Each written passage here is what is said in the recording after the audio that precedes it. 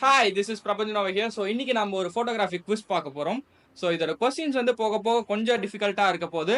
So வாங்க start பண்ணுவோம். கேமரால ஐஎஸ்ஓ எதை கண்ட்ரோல் பண்ணுது?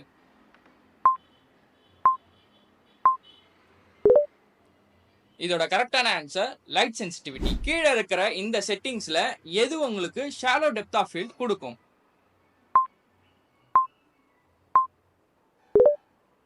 இதோட கரெக்டான ஆன்சர் F2.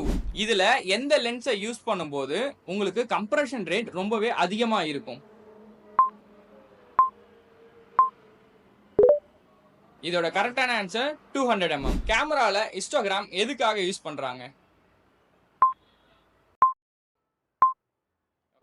இதோட ஆன்சர் எக்ஸ்போஷரை கரெக்டா செக் பண்றதுக்கு. கீழே இருக்கிற ஆப்ஷன்ஸ்ல எது ஒரு ஃபுல் ஃப்ரேம் கேமரால அட்வான்டேஜா இருக்கு?